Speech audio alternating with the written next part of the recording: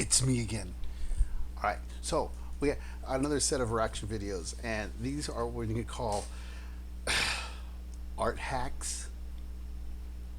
Oh boy. Okay. So I asked my wife and I asked everybody, what the heck is a hack? Because in my mind, I'm thinking of chopping or something. Like, okay, I heard of photo bombing, but I also heard the term photo hack too. I heard that once. I could be off. And you hack a photograph.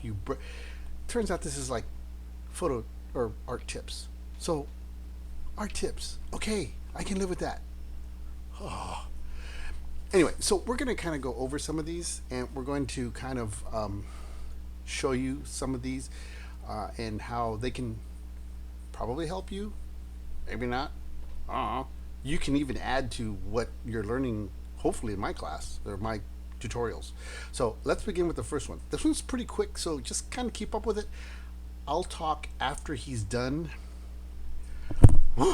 Hang on. It's going to be like a roller coaster. Here we go. Number one. I'm gonna show you the best way to find your art style. I want you to think of your art style like your taste, and that you only know which food you like after you have tried it. Once you got that, it's very easy to do. Start by finding who your favorite artists are. Then write what you like about each of them. Then trace and study their work. And finally, make an illustration combining everything that you like about them. This is by far my favorite method because it works with every art style. If you want to find your art style, go to digitalpaintingmaster.com/artstyle for a free workshop. Okay, so if we worried less about... I hit the pause button and it didn't pause. Okay, so what he was talking about was a lot of the stuff in pretty much a condensed version is, I think, what we talked about earlier, using tracing as a method to help you, and I think he supports what I'm actually talking about. And everything that he was saying is absolutely right. You should be able to just turn around and look at some of the masters, look at some of them, like myself. Who do I admire? Chuck Jones, Charles Schultz, all these artists. So even Disney, original Disney stuff that he had done.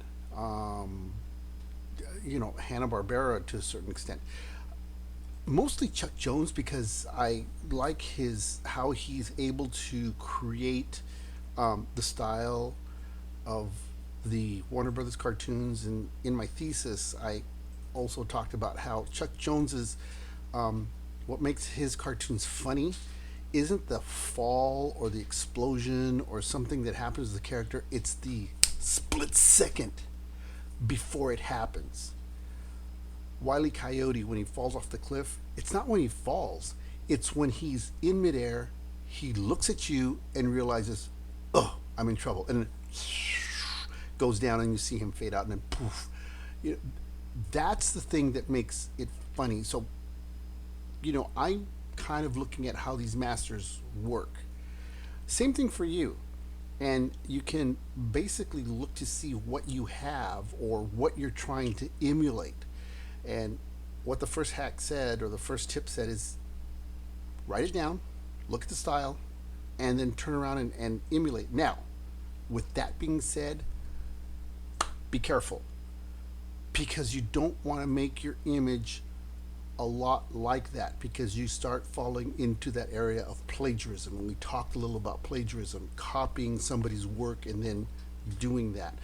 I had a young student, and she came up with a cartoon character. She started really drawing it, and it was based on a well-known cartoon already. And I told her, I said, you've got to start morphing it into something that is your own. Because what if, and we don't know, what if that cartoon that you develop, somebody wants to pick it up for a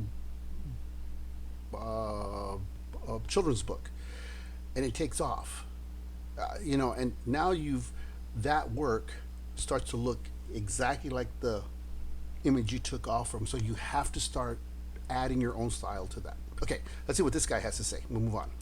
Finding new drawing hacks and put that time into learning about and increasing our observation skills, we would never need another drawing hack ever again. Okay, that was pretty quick. Whew.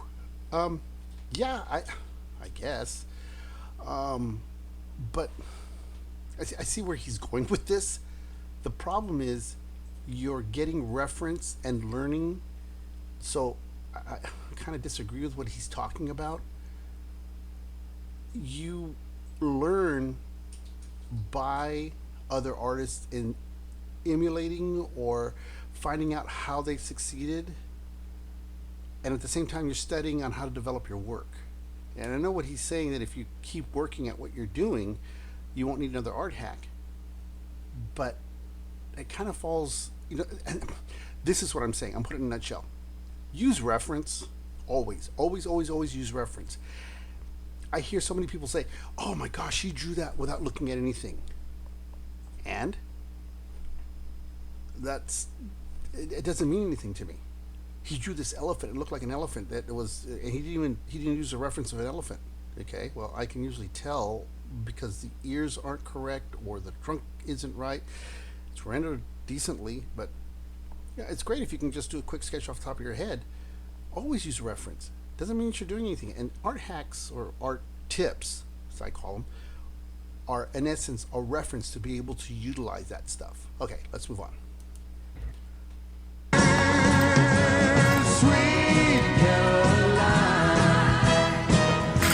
Now this one here has to do with tracing and has to do with using what they call a Lucinda.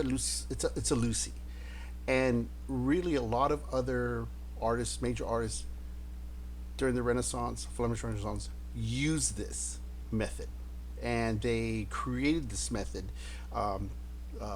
Van Eyck used this. I think Rembrandt used this. And we're going to show you. It kind of avoids the tracing over paper, but it's kind of the same thing. Here we go.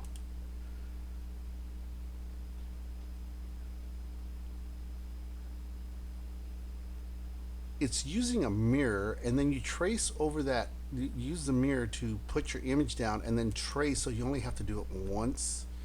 Um, they used to be, they're very expensive, and you can usually find them now for a pretty reasonable price. They can run anywhere between 100 to 3, 4, 500 bucks for these, and you actually project. You actually have the glass in front of you, just like you've seen here, and then you trace onto the wall. And again, not cheating.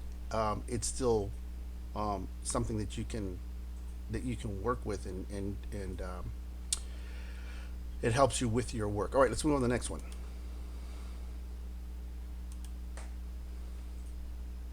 Stop drawing perspective like this. The drawing looks flat and it looks horrible. So instead do this. Break the arm down into cylinder shape. This will create a foreshortening effect. And remember, since the hand is in front of the head, it will appear bigger. Now your drawings won't look like they're...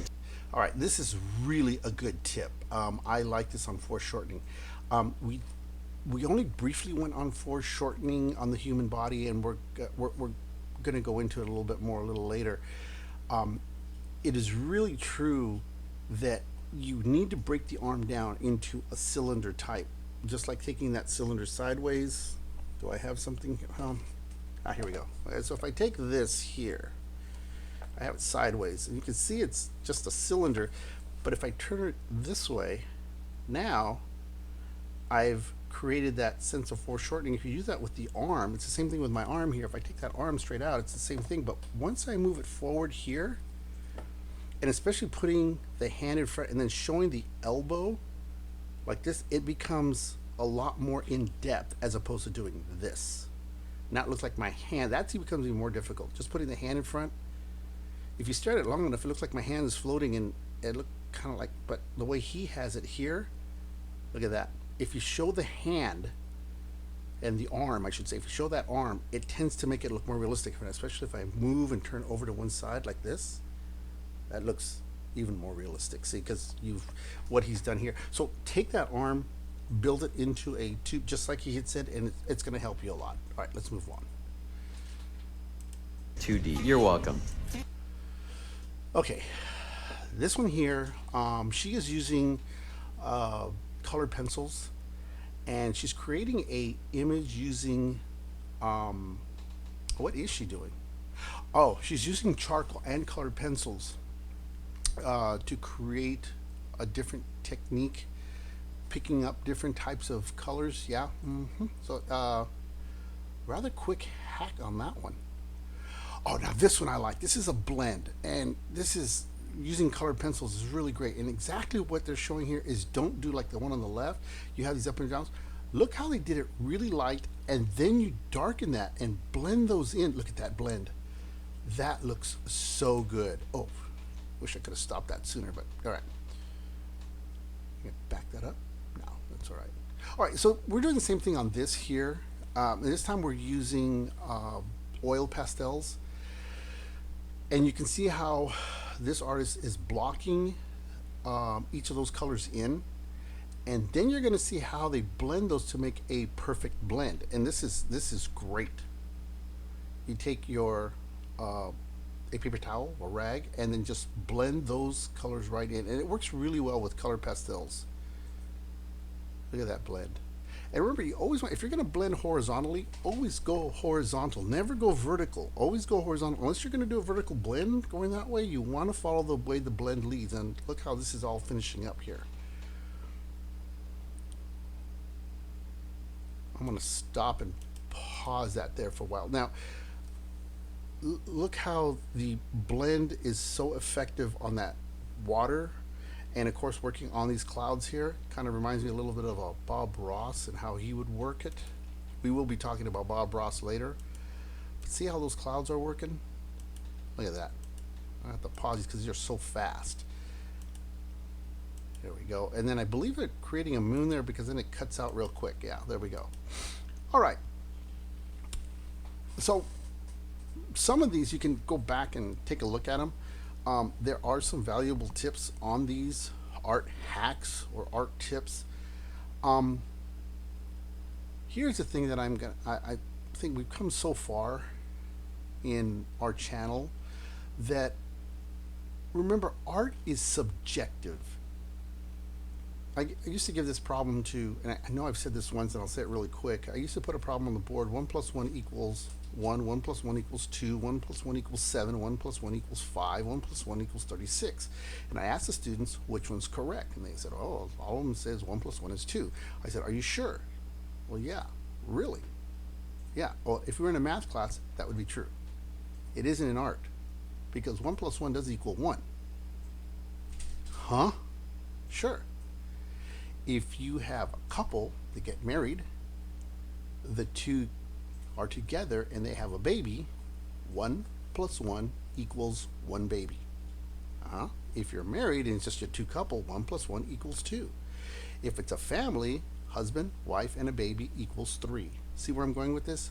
Art is a lot like that. It's subjective.